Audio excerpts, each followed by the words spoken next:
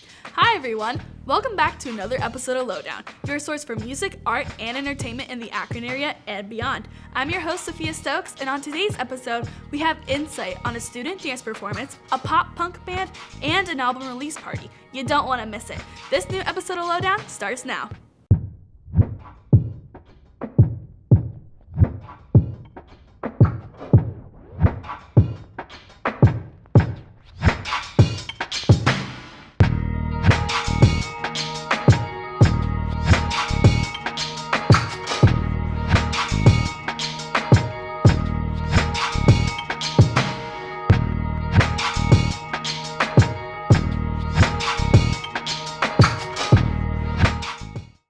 Welcome back, everybody. To kick things off in this episode, we got a look into a local punk rock alternative band from Akron. Bobby Bubonic and the Plague performed at the Rialto Theater for their album release party. They were surrounded by friends and family both on and off stage. Our producer Peyton got the chance to talk to them about their newest album and what you can expect from the band in the future. Let's check it out.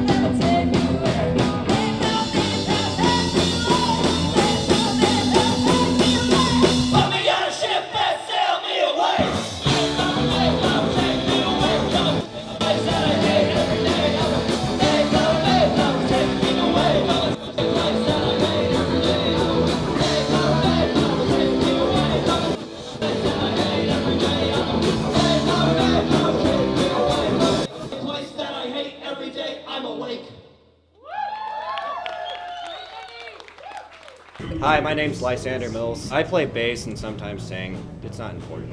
I'm Connor Weber. I play guitar and I sing. I'm Jenna, and I play guitar and I sing. I'm Danny, and I play the drums, and sometimes I yell stuff and take off my clothing. Yeah, we're at the Rialto Theater in Kenmore. This is the release of our second album, Where's the Sun? This is like a huge improvement for us, and so we're super excited about it. Yeah, we spent countless hours working on this. Blood, sweat, tears, more tears. Seth and Nate Bale of And- Just a Dream Entertainment. Yeah. Rock on. And Nate has been a very wonderful producer to work with, Yeah. contributing to a bunch of our songs and whatnot. So He did an we're very excellent job. fortunate to have Nate behind us Yeah. in all this. He really knows his stuff, and he made the album like a whole lot better than it was when we first brought it to him. He helped our songs be good. I'm glad we got to experience it together Same. as a band. Lots of hours. Yeah. Yeah. We spent a lot longer recording than we ever thought we would. Yes. Like, we thought we'd be in and out in like a weekend, maybe a couple extra sessions, and it ended up being About 3 months. months. About 3 months, yeah. But I think it was worth it to Oh, keep absolutely. coming back Yeah. because the quality of this album, from my opinion, is really good. And it was because like Nate didn't want it to just be like, yeah, good enough, okay. Like he wanted us to keep going until it was as good as he knew it could be. Yeah, like we'd do a take of something, and he'd be like, "Yeah, just do it again. Yeah, do it again. You're still yeah, do it warming up." again. Yeah, you're still, and eventually he'd get it to a point where like our energy was at like a good peak, and we'd just kind of nail whatever we were doing, and it was like, okay, cool, awesome. We still have that kind of punk root. We've really expanded though. I feel like the first album was a lot of punk kind of stuff. Pretty much just that though. This is kind of getting into like indie music territory. It's pretty cool. Yeah. We've always had our indie kind of flair though. Like it's always been a little bit different. Like we're not just like pumping out We're not a punk band. one Exactly. 1.5 minute songs like just like Ramones talking about sniffing glue. Like, you know, we're 2-minute songs about sniffing glue. Yeah, well, we don't have any songs about sniffing glue yet. But yeah, it's like we've gotten a lot better at writing too. Yeah. This next album, the two of us had a much larger hand in shaping how the album came to be, which is like I think it has a lot more of a alternative feel to it, and it's pretty eclectic. It usually starts with a bass riff or a guitar riff of some Or sort. like a weird political ideal from me that everybody shapes into something better. We'd each come with a basic idea of like, hey, this would be cool, let's try to make something out of this. And then we just sit and stare at each other for a moment, and then we'd like an just hour. keep jamming the same riff and see like what works and what doesn't work. Unless Connor specifically, or even Sander specifically comes in with like, I like this riff, and here are the words I want to go with it.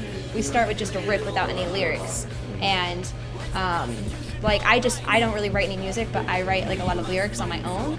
So sometimes if we don't have anything to go with it, they'll keep jamming to it while I stand there and just go through lyrics until we find something that really like fits.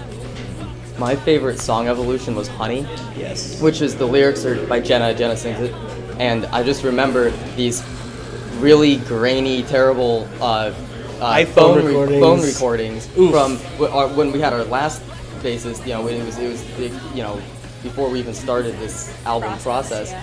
And just listening to that to what it is now, we just kept evolving it and changing it and letting it become what it needed to be. Yeah, we haven't played it live yet, and we Yes. haven't released it or really shown it to anyone. Yeah. So that's like the surprise, It's gonna be, yeah. and definitely it's my proudest thing from the album for sure. From my thing. One of our songs, American Terrorist, we really take light, but really pound in your face the idea of there needs to be something done about school shootings. Well, there just need to And shootings compromise. in general. It doesn't matter like what your stance is, left or right. Something needs to be done because it's obviously not working. I mean, in the past week, there's been 2 massive shootings. Yeah. There's been a couple just And recently. it's like no one even cares anymore. It's just we've all become so desensitized. I think a good portion of our political songs come from frustration at lack of compromise in our government and its inaction. And that's the main thing is we just want to tell them to shut up and stop arguing and start doing your jobs If you're gonna make art, it's gonna be political. So in some way, shape, or form. Yeah, we have a lot of friends, a lot of family coming. We're really excited. These are some people who probably haven't seen us yet, and we're excited to really show off this new material to them. Yeah, I'm super pumped because a lot of my friends aren't super into punk. Like they've come and they've seen us before, and because they're supportive. But a lot of them haven't seen this new side of us that we've explored, and I just can't wait to show them something that I think they'll connect with more. So that I connect with more personally. So I'm really excited about that. Among the topic of bands, Lowdown also got the opportunity to interview an alternative pop punk band, Morning in May. The band is originally from Akron, but performed at Mahals for this show. Let's take a look at what they had to say.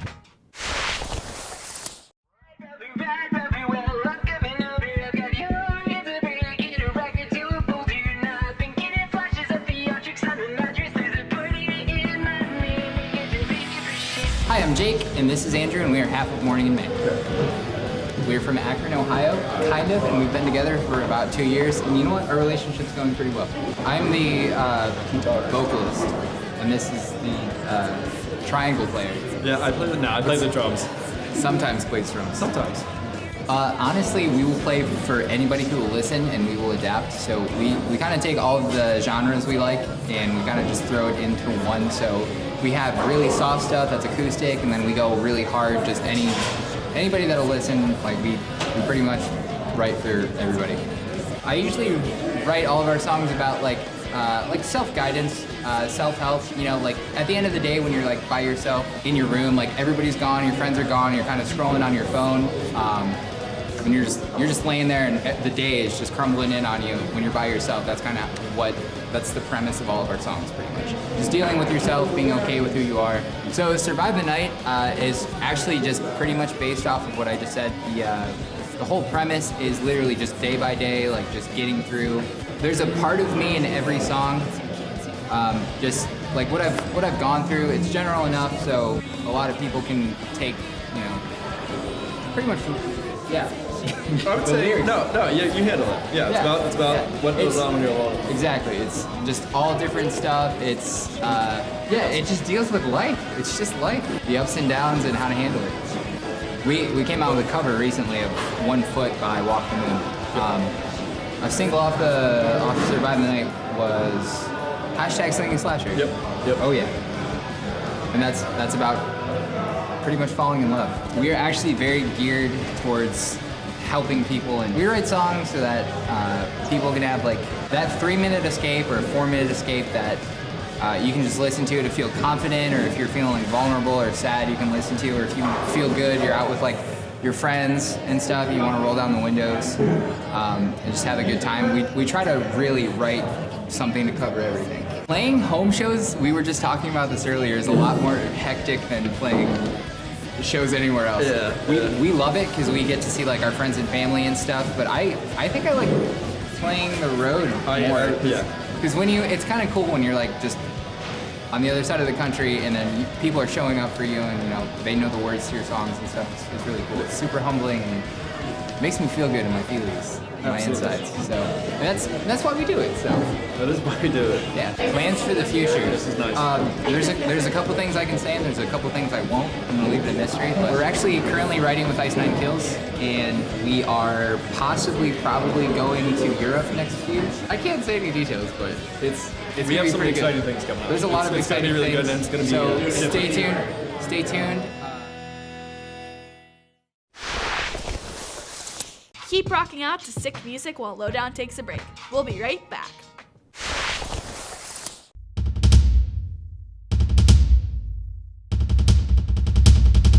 You're watching ZTV.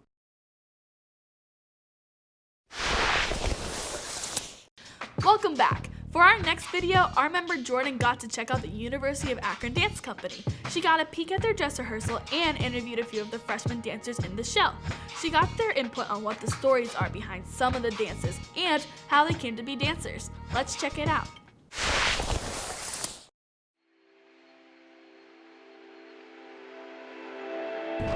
Hi, I'm Carolyn Lott, and I'm a freshman here at the University of Akron. I'm Jen Robinson. I'm a freshman dance major at the University of Akron. I'm Lexi Hartsung. I'm a freshman dance major as well.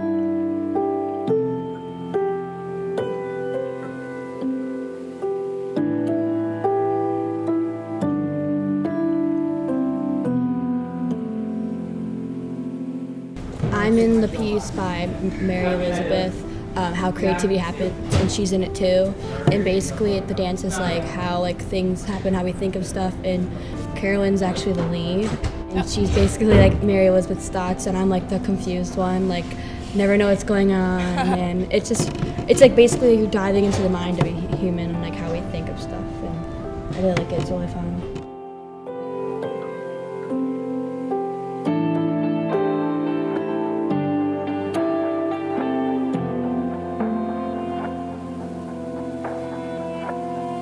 This year we have one faculty choreographer and then 3 guest choreographers, so it's really exciting having outside people come in and teach us, as well as learning from people that we're already taking classes from every day. So it's a lot of fun. We have Holly Bash, she was a guest choreographer. She came from, I think it was DC. We had to come in like The first week we were here, even on Labor Day, we were here like all day, and we just spent the week learning from her. It's kind of about like orientation into like a new university, and kind of how safety and like women is, you know, a little bit different. So we kind of go towards that route. It's a little bit different, but I like it.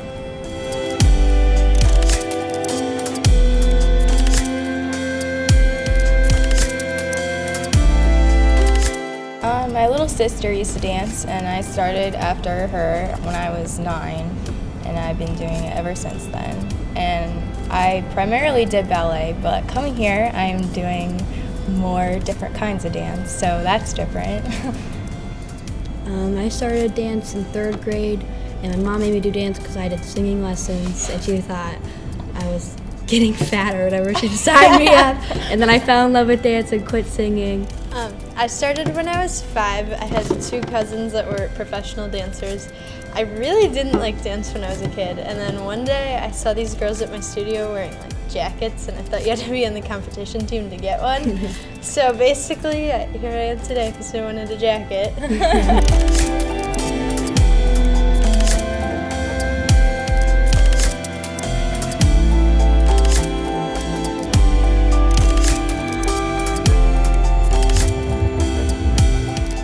And all the dances are very interesting because they're so different. Like no dance is the same at all. They're very and different. I really like it. I'm excited.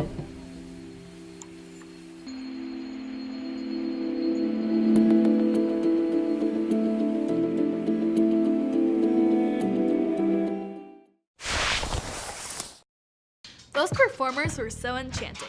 We'll give you a break to snap out of it and get back to more of that local music you love. Lowdown will be right back.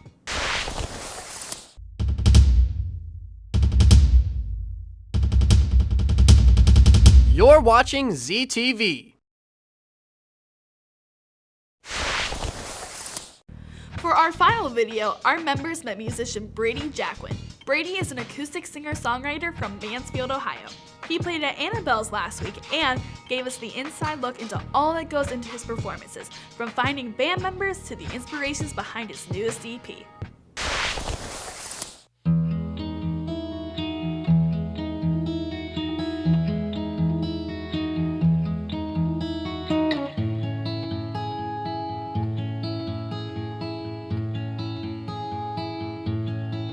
My name's Brady Jacquin. I'm from Mansfield, Ohio, and mostly I try to play music as much as I can, perform like original songs, and keep writing and recording and seeing where that takes me. I guess I got my start like early with my family because my dad and brother kind of played guitar and all that stuff, so naturally I was kind of in it really young. So when I learned from them and then started kind of learning covers and going on YouTube and doing all that stuff, naturally kind of just elevated into me writing my own music and trying to kind of chase some kind of feeling I would get from like other songs that was like, oh, that's a good song or that's a good moment. I just kind of started trying to make that for myself.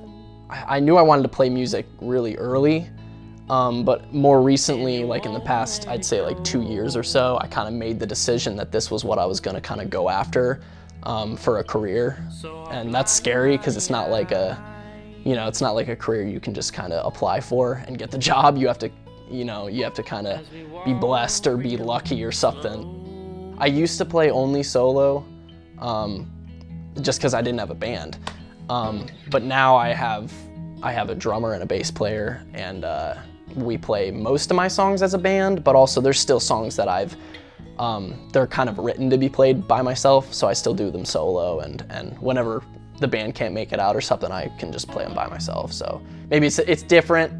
Some of them I'd say maybe not as good without, the beat and the bass driving it, but I think it's, hopefully the writing still holds it up and it's not terrible when I'm by myself. It's funny because for a long time I went through a lot of drummers and a few bass players, I guess, because I don't want to say like particular or anything, but I don't know. It's hard to gel with someone sometimes, especially when you're playing original music.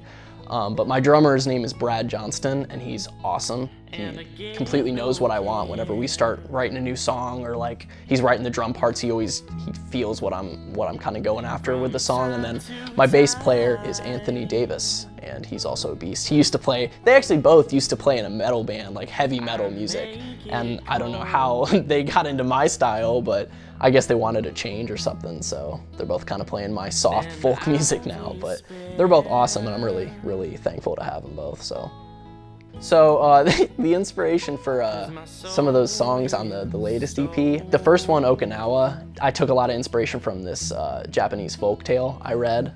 It's a really great folktale. It kind of has an interesting message behind it, and I guess that's kind of, I like to take from things like that sometimes, because I think it's kind of a medium that not a lot of people pay too much attention to anymore, and I feel like they should, because it's got a lot of beauty in it. And Full Heartless is just kind of a commentary on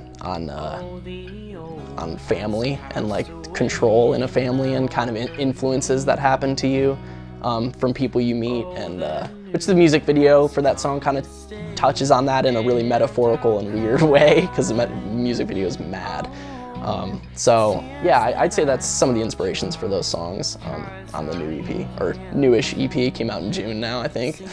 So we're doing a bunch of stuff, or a bunch of shows in Mansfield later, and hopefully in Columbus, but like all that, I can't remember the exact dates now, but all that can pretty much be found on our website, which is just bradyjacquin.com. So we post all those on there, and you can see where they're at and how to find us. So that's all the time we have for today's episode. Make sure to give us a like on Facebook, follow us on Twitter, Instagram, and follow up on our YouTube channel, all at ZTV Lowdown. Make sure to follow up on social media for all of our updates for our live show. We will see you live on 45-1 and on YouTube on December 10th, 2018. That's all for this episode. We'll see you next time on Lowdown.